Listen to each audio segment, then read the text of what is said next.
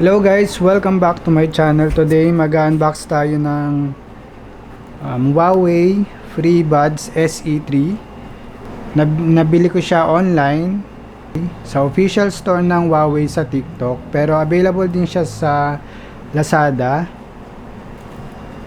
sa official store ng Huawei for the price of 1,399 pesos. So ito yung kanyang package. Kadarating lang nito today. So, i-unbox na muna natin. So, ito yung package niya. So, nakasealed pa siya.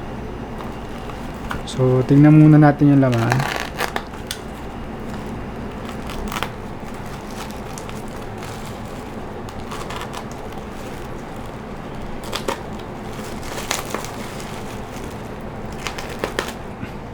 Ulitin ko lang, Huawei FreeBuds SE3.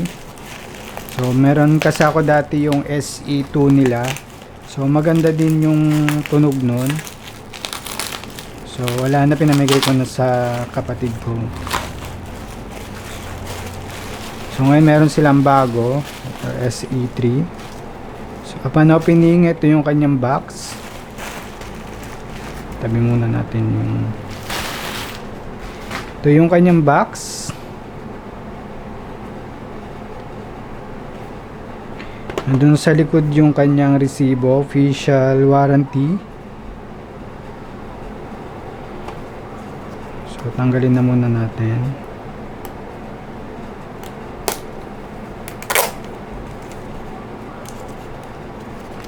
Yan, itatago ko to para sa warranty nung device.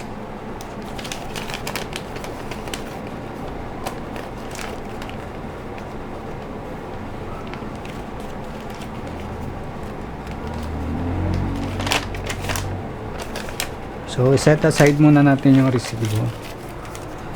So, ito yung kanyang box. Okay, buksan agad natin yung box para hindi na tayo magtagal. So, naka-plastic siya. And, punitin na natin. So, mamaya sabihin ko sa inyo yung specs niya. And, pakita ko muna sa inyo yung laman sa loob.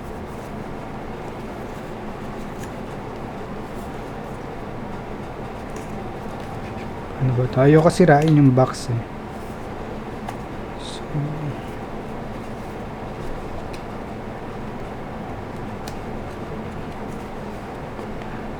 ayaw siya buksan.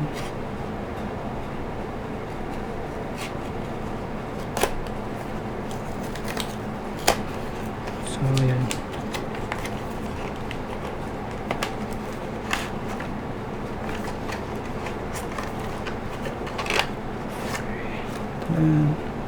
Wala ng laman. Ito yung case nung earbuds. Tapos doon sa ilalim nandun yung kanyang mga paper warranty card, tsaka quick start guide. So isama natin siya dun sa resibo mamaya.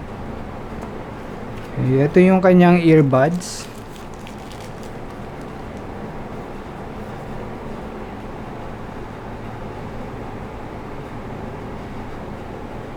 Okay, sabihin ko muna sa inyo yung specs nung kanyang earbuds. Okay, supported siya ng dual device connection. Ibig sabihin nun, kapag naka-pair na siya sa dalawang device, for example, sa tablet tsaka sa cellphone nyo, pwede nyo siya gamitin ng sabay. Basta naka-pair siya doon sa dalawang device, kapag in-stop nyo gamitin yung isang device, tapos magsuswitch kayo doon sa isang device nyo, hindi nyo na kailangan i-reconnect pa ulit. Automatic, magpi-play na siya ulit. Yun yung natawag na dual device connection. And then, yung kanyang Bluetooth version is 5.4. Tapos, yung kanyang microphone, meron siyang tatlong microphone dun sa loob. Dun sa kanyang earbuds mismo. And then, yung kanyang battery capacity, yung kanyang case is 510 mAh. Yung earphone is 41 mAh. Tapos yung music playback niya kapag ginamit niyo is 9 hours yung kanyang earbuds. Tapos pag ginamit nyo siya with case is 42 hours. So ibig sabihin, pag nalobat yung earbuds, ibabalik nyo ulit. So kaya niya up to 42 hours bago nyo siya i-connect sa charger. So ganun yun, 42 hours nyo siyang hindi i-charge. Pwede kasi nandun na sa loob yung nandun na sa case mismo yung kanyang battery capacity na 510 mAh.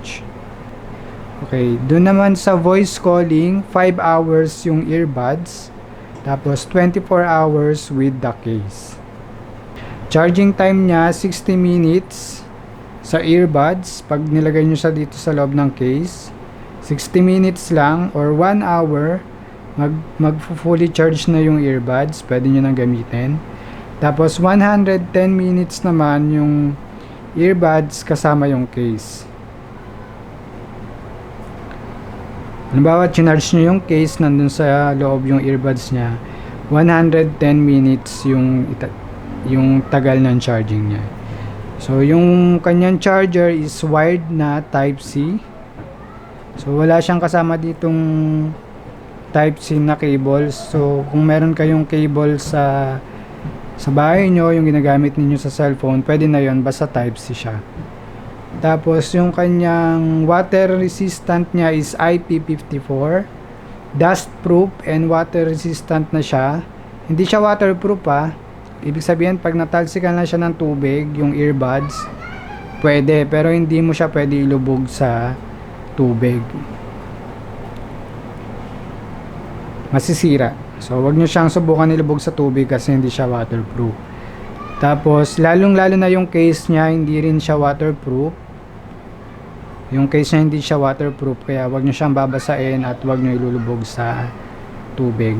Okay, doon sa kanyang earbuds,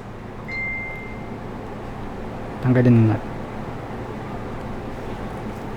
Pakita ko sa inyo yung earbuds niya.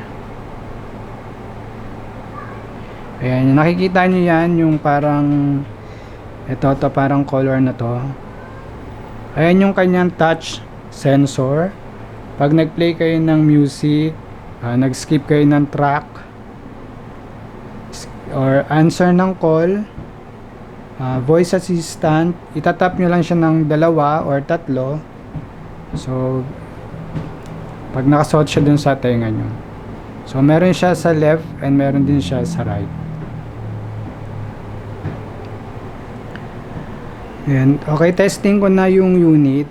Gusto ko na siya gamitin, and okay, i-update ko na lang kayo sa description or sa comments kung maganda ba yung tunog and other features niya, kasi susubukan ko na siyang gamitin today. So yun lang guys for now.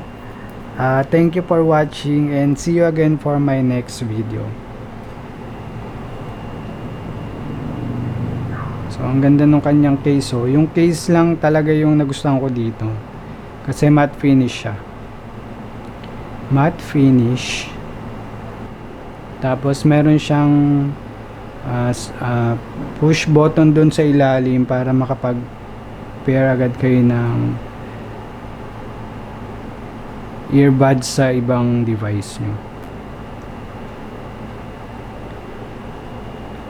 Okay, gagamitin ko na siya guys.